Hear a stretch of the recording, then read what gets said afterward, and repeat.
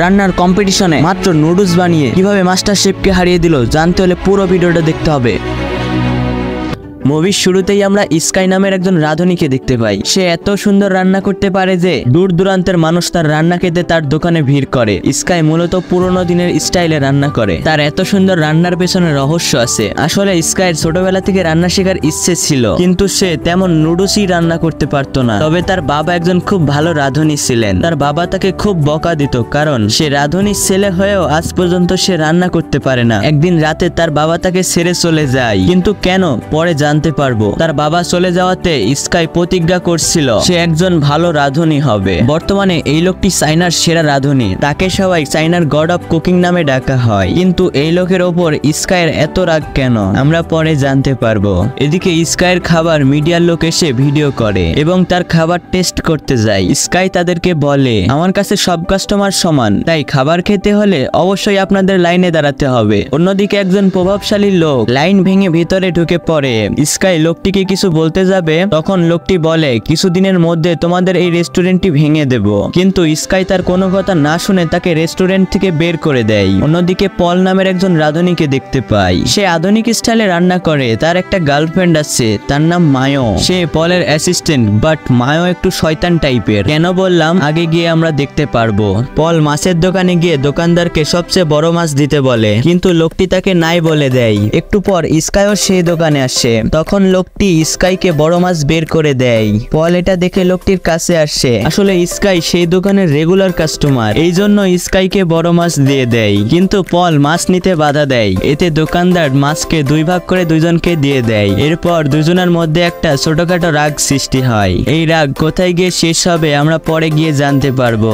আসলে পল ফ্রান্স থেকে এসেছে, চায়নায় এসেছে নিজের একটা রেস্টুরেন্ট দিতে। সে এখানে একটা নতুন রেস্টুরেন্ট খুলেছে এবং সেখানে খুব সুন্দর ডেকোরেশন করা। কিন্তু প্রবলেম হচ্ছে পলের রেস্টুরেন্টের অপর পাশে স্কাইদের রেস্টুরেন্ট। স্কাইদের রেস্টুরেন্টে কাস্টমার কমে যেতে দেখলেই স্কাইয়ের বন্ধুরা খাবারের দাম কমিয়ে দিয়ে লোকদের ফিরিয়ে নিয়ে আসে। কিন্তু পলের এটা পছন্দ হয় না। এতে পল ও স্কাইয়ের রেস্টুরেন্টের মধ্যে ঝগড়া সৃষ্টি হয়। তারা দুইজন যখন সামনাসামনি হয় তখন সবাই বলে তোমাদের দুজনের মধ্যে একটা রান্নার কম্পিটিশন হোক। দুইজন রাজি না হলেও রেস্টুরেন্টকে টিকিয়ে রাখার জন্য তারা রাজি হয়। রাস্তার মাঝেই তাদের ফিশ কাটিং শুরু হয়।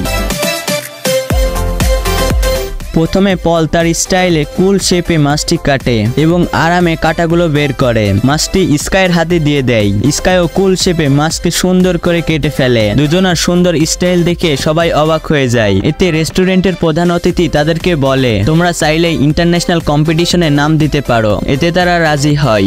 পল একটা ইন্টারভিউতে বলে চাইনার লোকেরা এখনো প্রাচীন যুগে পড়ে রয়েছে, তাই আমি ফ্রান্স থেকে এসেছি সবাইকে আধুনিক স্টাইলে রান্না শেখাতে। এ সকল কথা স্কাই টিভিতে দেখে অনেক রেগে যায়। আসলে কথাগুলো স্কাইকে মেনশন করে বলেছে। পরের দিন যখন স্কাই মাছ কিনতে যায়, কিন্তু স্কাই একটা মাছও পায় না, কারণ পল আগে থেকেই সব মাছ বেশি দাম দিয়ে কিনে নিয়ে গেছেন। এরপর টিভিতে দেখানো হয় পল ও স্কাইয়ের মধ্যে একটা কম্পিটিশন হবে, আর এই কম্পিটিশনে যে জিতবে তাকে মিস্টার কোয়ের সাথে লড়াই করতে হবে। স্কাই মিস্টার কোয়ের নাম শুনে অনেক রেগে যায়, কারণ মিস্টার কোই হলো স্কাইয়ের বাবা। ফ্ল্যাশব্যাকে দেখানো হয় মিস্টার কোই তার বাবা। মিস্টার কো অনেক সুন্দর রান্না করতে পারে, কিন্তু স্কাই সাধারণ নুডলসই রান্না করতে পারে না। একদিন মিস্টার কো তার রাঁধুনিকে ক্যারিয়ার বানানোর জন্য স্কাইকে ছেড়ে চলে যায়। এতে স্কাই অনেক কষ্ট পেয়েছিল। মিস্টার কো এখন অনেক বড় রাঁধুনি হয়েও তার ছেলের ব্যাপারে কাউকে কিছু বলে না, যার জন্য স্কাইয়ের আরো বেশি রাগ হয়। এদিকে পলের গার্লফ্রেন্ড স্কাইকে তাদের রেস্টুরেন্টে ডিনার করতে ইনভাইট দিতে আসে।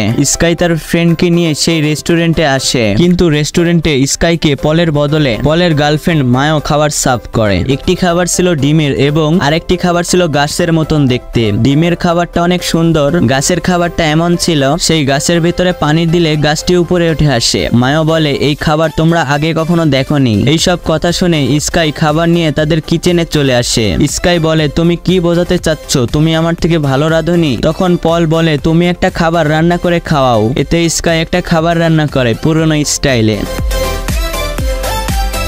এদিকে পলও সেই খাবার আধুনিক স্টাইলে রান্না করে। স্কাই পলের খাবারের ঘ্রাণ শুনে বুঝতে পারে পল ভালো রান্না করতে পারে, তাই স্কাই কিছু না বলে সেখান থেকে চুপচাপ চলে আসে। স্কাই চলে যাওয়ার পর পল সেই খাবার খেয়ে বুঝতে পারে স্কাই খুব সুন্দর রান্না করতে পারে। স্কাই মন খারাপ করে বসেছিল।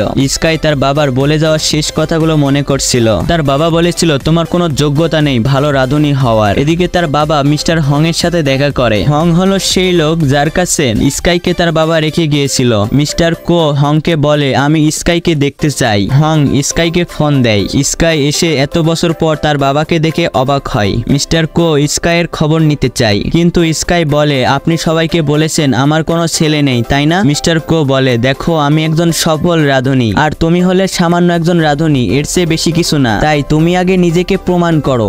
স্কাই রেগে গিয়ে বলে আমি এমন সফল হতে চাই না যে কিনা নিজের ছেলেকে ভুলে যাই, এবং আরো বলে আমি একদিন আপনাকে হারিয়ে ছাড়বো, আপনার অহংকার আমি ভেঙে দেব।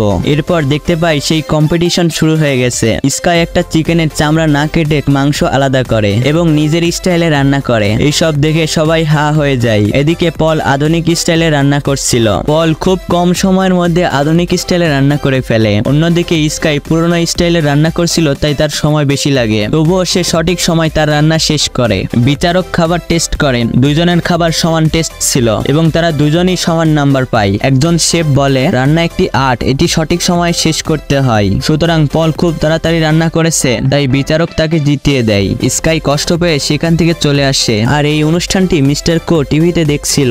স্কাই মন খারাপ করে গেম খেলছিল, তখন হং তার কাছে এসে তার সাথে গেম খেলে হেরে যায়। হং বলে হার জিত আসতে থাকবে, এর মানে এই না তুমি আর কোনোদিন জিততে পারবে না। এখান থেকে জানতে পারি হং হলো সেই রেস্টুরেন্টের মালিক। অন্যদিকে পল ও তাদের পার্টনার একসাথে জেতার আনন্দ করছিল। একটু পর পলের পার্টনার বলে কুকিং কম্পিটিশনে পরবর্তী রাউন্ডে এক দলে দুজন করে থাকতে হবে, তাই তোমার বদলে মায়ো হবে প্রধান শেফ আর তুমি তার অ্যাসিস্ট্যান্ট, কারণ সে অনেক সুন্দরী। এতে পল বলে মায়ো তো রান্নাই করতে পারে না। তখন মায়ো দুইটা খাবার নিয়ে এসে পলকে দেয় আর পলকে বলে এই খাবার টেস্ট করে বলো কোন খাবারে লবণ বেশি হয়েছে। এতে পল অবাক হয়ে যায়, কারণ সে রান্নায় দক্ষ হলেও তার স্বাদ বোঝার ক্ষমতা নেই। মায়ো বলে যে ব্যক্তি স্বাদ অনুভব করতে পারে না সে কিভাবে সেরা রাঁধুনি হবে, এবং পলের রেসিপির বইও নিয়ে নেয়। আসলে মায়ো এতদিন ভালোবাসার নাটক করেছে এই বই আর একজন ইন্টারন্যাশনাল রাঁধুনি হওয়ার জন্য। পল এইসব শুনে সে এখান থেকে চলে আসে। রাস্তার ধারে বসে মদ খাচ্ছিল। স্কাই পলকে এভাবে দেখে তার কাছে যায়, তুমি কম্পিটিশনে জিতে গিয়েও মদ খাচ্ছ কেন? এতে পল তার সিক্রেট বলে দেয়। পল বলে আমার স্বাদ নেওয়ার ক্ষমতা নেই এবং তার পার্টনাররা তার সাথে বেইমানি করছে। পল সেখানে থাকা মিস্টার কোয়ের ছবি দেখে বলে এই শেফ আমার আইডল।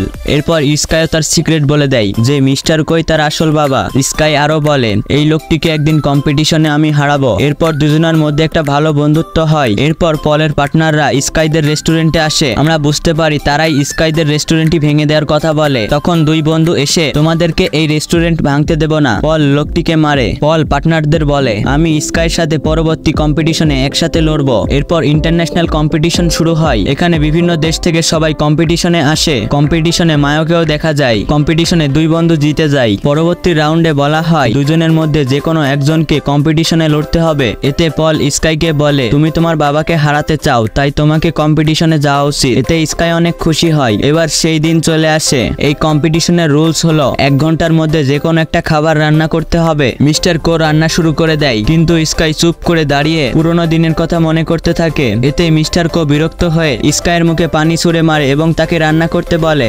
1 ঘন্টার মধ্যে মিস্টার কো একটা সুন্দর খাবার রান্না করে যেটা দেখতে অনেক সুন্দর লাগে। এদিকে স্কাই তার রান্না বিচারকদের কাছে না দিয়ে মিস্টার কো এর কাছে নিয়ে যায়। সেই খাবার আর কিছুই না, সেটা ছিল নুডলস। ছোটবেলায় স্কাই হাজার চেষ্টা করার পরও এই নুডলস বানাতে পারতো না, আর এই কারণেই তার বাবা তাকে বারবার অপমান করত।